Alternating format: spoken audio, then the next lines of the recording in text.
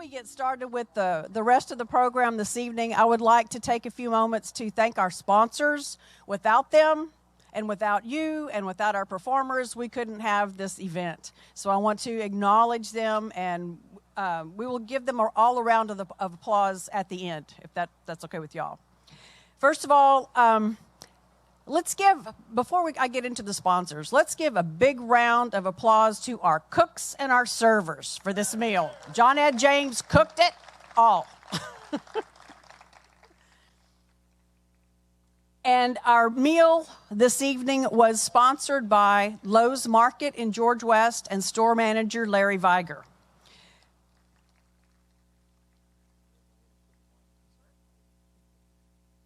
The beer and water tonight were donated by L&F Distributors in the Beeville warehouse. South Trust Bank is the official bank of Dobie Dichos, and almost every one of these volunteers you have seen tonight is an employee of South Trust Bank, and they volunteered to be here with us tonight. So let's give the South Trust Bank and all of our volunteers a big hand. And of course, we have to thank Albert and Mary Davila, who own this beautiful, historic Oakville Jail, and Davila Electric from San Antonio. They allow us to have this event at their venue every year. Let's give them a big round of applause, please.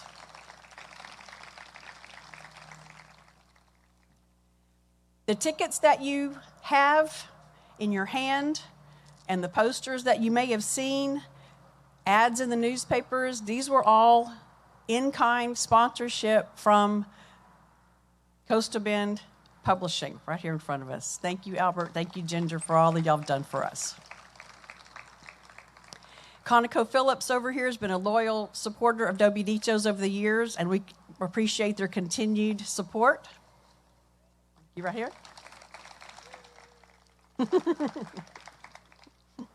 You may have seen the big Texas Folklore Society canopy there in the back.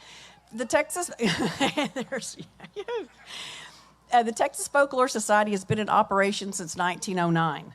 It's the oldest state folklore organization continually functioning in the United States. And they've been sponsoring Dobie Dichos since 2016. And it's a good fit because J. Frank Dobie was the secretary editor of the Texas Folklore Society for over 2 decades. And I want to read something that Dobie said about membership in the Texas Folklore Society. Dobie said, "This is the only organization that you join and attend because you want to. You expect no professional advancements from it. You have no political axe to grind. You're not pressured to become a member or read a paper. You belong because you want to. That is the very nature of the society, one thing that distinguishes it from any other."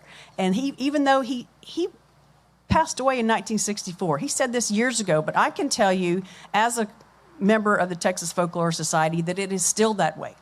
And so I encourage you to, if you haven't already, stop by their booth, visit with Lori and Jean and Lou and everybody who's over there, and there's some examples of the books. Every year, every member gets a book of folklore that's published that year.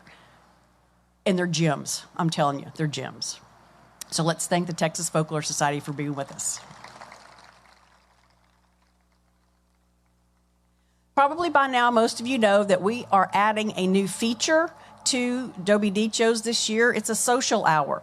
Everybody who has a ticket is encouraged to stay over after the program, have complimentary dessert, wine and beer, and listen to another musician perform for us. You can go back by the bookstore if you haven't done that, or the book tables, silent auction, merchandise tables, sit by the fire, visit, enjoy the beautiful evening. And so we have a sponsor for that this year, and it is Venado Oil and Gas, Jody Sullivan and Karen Connolly over here. Venado has been a supporter for many years, and when we had this inaugural social hour, they said, yes, that sounded like a great fit. So we thank them for being here. And if you've been coming to Dobie Dichos, you know that this is the first year we've ever had wine. Yay.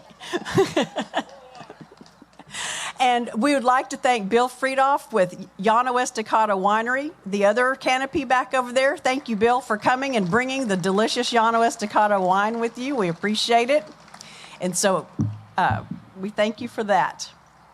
Okay, those are our sponsors. We couldn't do this, as I said, without them. Now it comes time to get our program underway. We are here this evening to celebrate the contributions to storytelling, folklore, and literature of Live Oak County's most famous son, J. Frank Dobie. He grew up on a ranch in the southern part of the county, and like most of us, he took his upbringing for granted. He went to college and studied classical literature. It was when he was foreman of his uncle's ranch in LaSalle County that he realized his life's calling while listening to an old vaquero named Santos Cortez tell stories around the campfire. Dobie said, "I seemed to be seeing a great painting of something I'd known all of my life. I seemed to be listening to a great epic of something that had been commonplace in my youth, but now which took on new meaning." Hold on, gotta change paper. Lon Taylor said of Dobie, "His focus on oral tradition stemmed from his conviction that the narratives of the old-timers had a value in themselves and did not need to be adapted into fiction or poetry to have communicative power. So he started making a concerted effort to find the stories and the tellers of the stories." Taylor further said that Dobie had an ability to get people to talk, a sharp ear for cadence and language, and an uncanny ability to create a stage for his narrator. So tonight, on this stage, we have 5 individuals who have been influenced or affected in one way or another by Dobie and his writings.